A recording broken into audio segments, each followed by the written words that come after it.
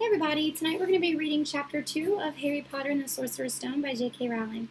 Hope you enjoy. Chapter 2, The Vanishing Glass. Nearly 10 years had passed since the Dursleys had woken up to find their nephew on the front step, but Privet Drive had hardly changed at all. The sun rose on the same tidy front gardens and lit the brass number 4 on the Dursleys' front door. It crept into the living room, which was almost exactly the same as it had been on the night when Mr. Dursley had seen that fateful news report about the owls. Only the photographs on the mantelpiece really showed how much time had passed. 10 years ago, there had been lots of pictures of what looked like a large pink beach ball wearing different colored bonnets. But Dudley Dursley was no longer a baby, and now the photographs show a large blond boy riding his first bicycle on a carousel at the fair, playing a computer game with his father, and being hugged and kissed by his mother. The room held no sign at all that another boy lived in the house, too. Yet Harry Potter was still there, asleep at the moment, but not for long. His Aunt Petunia was awake, and it was her shrill voice that made the first noise of the day. Up! Get up! Now! Harry woke with a start. His aunt rapped on the door again. Up! She screeched. Harry heard her walking towards the kitchen, and then the sound of the frying pan being put on the stove. He rolled onto his back and tried to remember the dream he had been having. It had been a good one. There had been a flying motorcycle in it. He had a funny feeling he'd had the same dream before. His aunt was back outside the door. Are you up yet? She demanded. Nearly, said Harry. Well, get a move on. I want you to look after the bacon, and don't you dare let it burn. I want everything perfect on Duddy's birthday. Harry groaned. What did you say? The aunt snapped through the door. Nothing, nothing. Dudley's birthday. How could he have forgotten? Harry got slowly out of bed and started looking for socks. He found a pair under his bed, and after pulling a spider off one of them, put them on.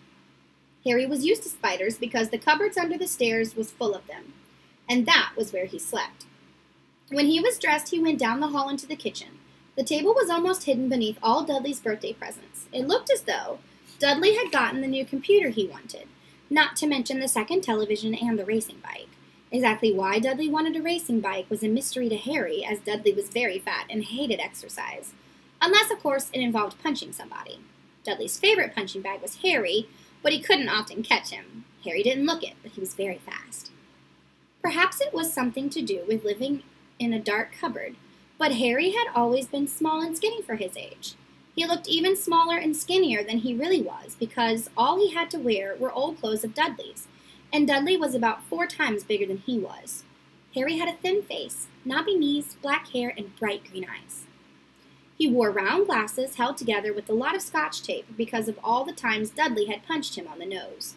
The only thing Harry liked about his own appearance was a very thin scar on his forehead that was shaped like a bolt of lightning. He had had it as long as he could remember, and the first question he ever remembered asking his Aunt Petunia was how he had gotten it. "In the car crash when your parents died," she had said. And don't ask questions. Don't ask questions. That was the first rule for a quiet life with the Dursleys. Uncle Vernon entered the kitchen as Harry was turning over the bacon. "Comb your hair," he barked by way of a good morning greeting. About once a week, Uncle Vernon looked over the top of his newspaper and shouted that Harry needed a haircut. Harry must have had more haircuts than the rest of the boys in his class put together, but it made no difference. His hair simply grew that way, all over the place. Harry was frying eggs by the time Dudley arrived in the kitchen with his mother. Dudley looked a lot like Uncle Vernon. He had a large pink face, not much of a neck, small, watery blue eyes, and thick blonde hair that lay smoothly on his thick, fat head. Aunt Petunia often said that Dudley looked like a baby angel. Harry often said that Dudley looked like a pig with a wig. Harry put the plates of eggs and bacon on the table, which was difficult as there wasn't much room. Dudley, meanwhile, was counting his presents. His face fell. 36, he said, looking at his mother and father. That's 2 less than last year. Darling, you haven't counted Auntie Marge's presents. See, it's under here, under the big one from Mommy and Daddy. All right, 37 then, said Dudley, going red in the face. Harry, who could see a huge Dudley tantrum coming on, began wolfing down his bacon as fast as possible in case Dudley turned the table over.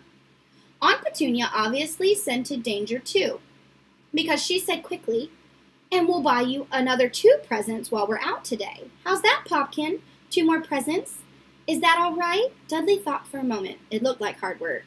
Finally, he said slowly, "So I'll have 39, sweetums," said Aunt Petunia. Oh, Dudley sat down heavily and grabbed his nearest parcel. All right, then. Uncle Vernon chuckled. Little tyke. Wants his money's worth, just like his father. Attaboy, Dudley. He ruffled Dudley's hair. At that moment, the telephone rang, and Aunt Petunia went to answer it while Harry and Uncle Vernon watched Dudley unwrap the racing bike, a video camera, a remote control airplane, 16 new computer games, and a VCR. He was ripping the paper off a gold wristwatch when Aunt Petunia came back from the telephone looking both angry and worried. Bad news, Vernon, she said. Mrs. Figg's broken her leg. She can't take him. She jerked her head in Harry's direction. Dudley's mouth fell open in horror, but Harry's heart gave a leap. Every year on Dudley's birthday, his parents took him and a friend out for the day to adventure parks, hamburger restaurants, or the movies. Every year, Harry was left behind with Mrs. Figg, a mad old lady who lived 2 streets away. Harry hated it there. The whole house smelled of cabbage, and Mrs. Figg made him look at photographs of all the cats she'd ever owned. Now what? Asked Aunt Petunia, looking furiously at Harry as though he had planned this. Harry knew he ought to feel sorry that Mrs. Figgs had broken her leg, but it wasn't easy when he reminded himself it would be a whole year before he had to look at Tibbles, Snowy, Mr. Paws, and Tufty again. We could phone Marge, Uncle Vernon suggested. Don't be silly, Vernon. She hates the boy. The Dursleys often spoke about Harry like this, as though he wasn't there, or rather, as though he was something very nasty that couldn't understand them, like a slug. What about what's-her-name, your friend Yvonne? On vacation in Majorca, snapped Aunt Petunia. You could just leave me here, Harry put in hopefully. He'd be able to watch what he wanted on television for a change, and maybe even have a go on Dudley's computer. Aunt Petunia looked as though she had just swallowed a lemon. And come back and find the house in ruins, she snarled. I wouldn't blow up the house, said Harry, but they weren't listening. I suppose we could take him to the zoo, said Aunt Petunia slowly, and leave him in the car. That car's new. He's not sitting in it alone. Dudley began to cry loudly. In fact, he wasn't really crying. It had been years since he'd really cried. But he knew that if he screwed up his face and wailed, his mother would give him anything he wanted. Dinky Duddy Duns, don't cry. Mommy won't let him spoil your special day, she cried, flinging her arms around him. I don't want him to come, Dudley yelled between huge pretend sobs. He always spoils everything. He shot Harry a nasty grin through the gap in his mother's arm. Just then the doorbell rang. Oh, good Lord, they're here, said Aunt Petunia frantically. And a moment later, Dudley's best friend, Pierce Polkus, walked in with his mother. Pierce was a scrawny boy with a face like a rat. He was usually the one who held people's arms behind their back while Dudley hit them. Dudley stopped pretending to cry at once. Half an hour later, Harry, who couldn't believe his luck, was sitting in the back of the Dursleys' car with Pierce and Dudley, on the way to the zoo for the first time in his life. His aunt and uncle hadn't been able to think of anything else to do with him, but before they left, Uncle Vernon had taken Harry aside. I'm warning you, he had said, putting his large purple face up close to Harry's. I'm warning you now, boy. Any funny business, anything at all, and you'll be in that cupboard from now until Christmas. I'm not going to do anything, said Harry. Honestly. Uncle Vernon didn't believe him. No one ever did. The problem was, strange things often happened around Harry, and it was not any good telling the Dursleys he didn't make them happen.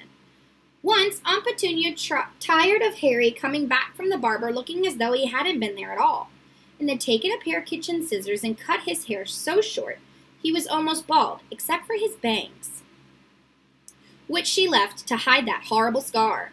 Dudley had laughed himself silly at Harry, who spent a sleepless night imagining school the next day, where he was already laughed at for his baggy clothes and taped glasses. Next morning, however, he had gotten up to find his hair exactly as it had been before Aunt Petunia had sheared it off. He had been given a week in his cupboard for this, even though he had tried to explain that he couldn't explain how it had grown back so quickly. Another time, Aunt Petunia had been trying to force him into a revolting old sweater of Dudley's, brown with orange puffballs. The harder she tried to pull it over his head, the smaller it seemed to become, until finally it might have fitted a hand puppet, but certainly wouldn't fit Harry. Aunt Petunia had decided it must have shrunk in the wash, and to his great relief, Harry wasn't punished. On the other hand, he'd gotten into terrible trouble for being found on the roof of the school kitchens. Dudley's gang had been chasing him as usual, when, as much to Harry's surprise as anyone else's, there he was sitting on the chimney. The Dursleys had received a very angry letter from Harry's headmistress, telling them Harry had been climbing school buildings. But all he had tried to do, as he shouted at Uncle Vernon through the locked doors of a cupboard, was jump behind the big trash cans outside the kitchen doors. Harry supposed that the winds must have caught him in mid-jump. But today, nothing was going to go wrong. It was even worth being with Dudley and Pierce, to be spending the day somewhere that wasn't school, his cupboard, or Mrs. Figg's cabbage-smelling living room. While he drove, Uncle Vernon complained to Aunt Petunia. He liked to complain about things. About people at work, Harry, the council, Harry, the bank, and Harry were just a few of his favorite subjects. This morning it was motorcycles. "Roaring along like maniacs, the young hoodlums," he said as a motorcycle overtook them. "I had a dream about a motorcycle," said Harry, remembering suddenly. "It was flying." Uncle Vernon nearly crashed into the car in front. He turned right around in his seat and yelled at Harry, his face like a gigantic beet with a mustache. "Motorcycles don't fly." Dudley and Pierce sniggered. "I know they don't," said Harry. "It was only a dream." But he wished he hadn't said anything. If there was one thing the Dursleys hated even more than his asking questions, it was his talking about anything acting in a way it shouldn't. No matter if it was in a dream or even a cartoon, they seemed to think it might give him dangerous ideas. It was a very sunny Saturday, and the zoo was crowded with families. The Dursleys bought Dudley and Pierce large chocolate ice creams at the entrance, and then, because the smiling lady in the van asked Harry what he wanted, before they could hurry him away, they bought him a cheap lemon ice pop. It wasn't bad either, Harry thought, licking it as they watched a gorilla scratching its head, who looked remarkably like Dudley, except it wasn't blonde. Harry had the best morning he'd had in a long time. He was careful to walk a little ways apart from the Dursleys, so that Dudley and Pierce, who were starting to get bored with the animals by lunchtime, wouldn't fall back on their favorite hobby of hitting him. They ate in the zoo restaurant, and when Dudley had a tantrum because his Knickerbocker Glory didn't have enough ice cream on top, Uncle Vernon bought him another one, and Harry was allowed to finish the first. Harry felt, afterwards, that he should have known it was all too good to last. After lunch, they went to the reptile house. It was cool and dark in there, with lit windows all along the walls. Behind the glass, all sorts of lizards and snakes were crawling and slithering over bits of wood and stone. Dudley and Pierce wanted to see huge, poisonous cobras and thick, man-crushing pythons. Dudley quickly found the largest snake in the place. It could have wrapped its body twice around Uncle Vernon's car and crushed it into a trash can. But at that moment, it didn't look in the mood. In fact, it was fast asleep. Dudley stood with his nose pressed against the glass, staring at the glistening brown coils. "Make it move," he whined at his father. Uncle Vernon tapped on the glass. The snake didn't budge. "Do it again," Dudley ordered. Uncle Vernon rapped the glass smartly with his knuckles, but the snake just snoozed on. "This is boring," Dudley moaned, and shuffled away. Harry moved in front of the tank and looked intently at the snake. He wouldn't have been surprised if it had died of boredom itself. No company except stupid people drumming their fingers on the glass trying to disturb it all day long. It was worse than having a cupboard as a bedroom. There were only visitors, with Aunt Petunia hammering on the door to wake him up, but at least he got to visit the rest of the house. The snake suddenly opened its beady eyes. Slowly, very slowly, it raised its head until its eyes were on level with Harry's. It winked.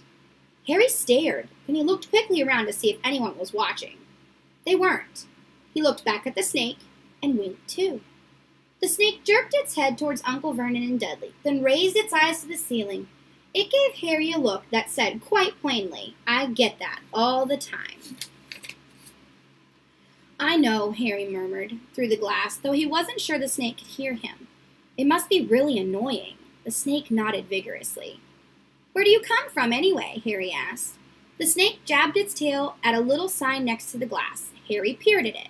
"Boa constrictor, Brazil." Was it nice there? The boa constrictor jabbed its tail at the sign again, and Harry read on.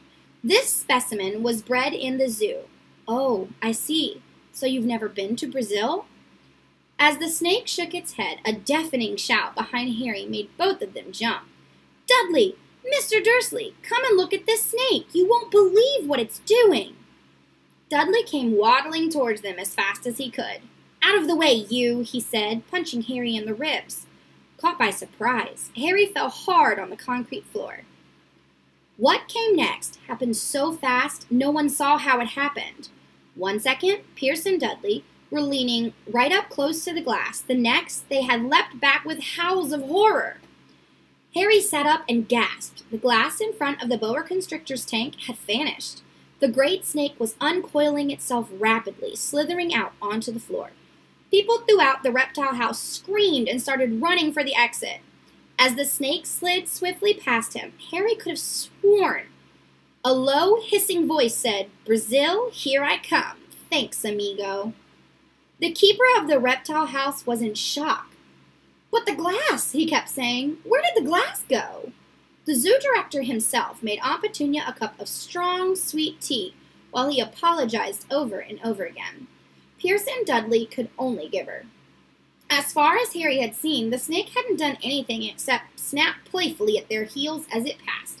But by the time they were all back in Uncle Vernon's car, Dudley was telling them how it had nearly bitten off his leg, while Pierce was swearing it had tried to squeeze him to death.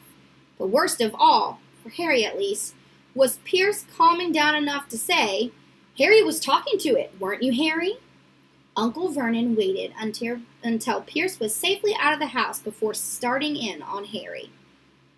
He was so angry he could hardly speak. He managed to say, Go, cupboard, stay, no meals, before he collapsed into the chair, and Aunt Petunia had to run and get him a large brandy.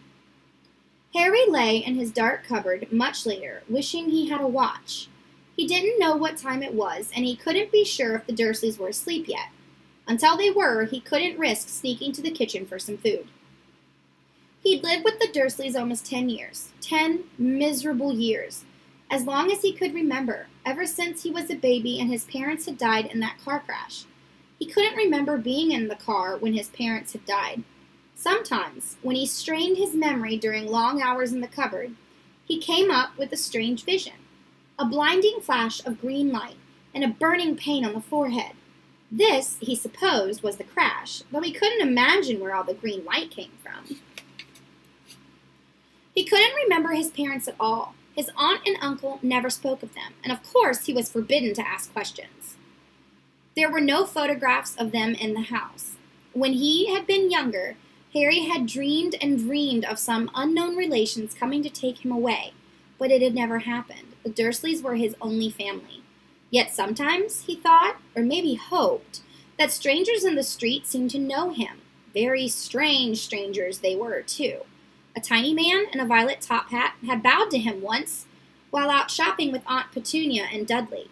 After asking Harry furiously if he knew the man, Aunt Petunia had rushed them out of the shop without buying anything. A wild-looking old woman, dressed in all green, had waved merrily at him once on the bus. A bald man in a very long purple coat had actually shaken his hand in the street the other day and then walked away without a word. The weirdest thing about all these people was the way they seemed to vanish the second Harry tried to get a closer look. At school, Harry had no one. Everybody knew that Dudley's gang hated that odd Harry Potter in his baggy old clothes and broken glasses, and nobody liked to disagree with Dudley's gang. And that is the end of Chapter 2. I hope you guys enjoyed it. I will see you next time for Chapter 3. Bye-bye!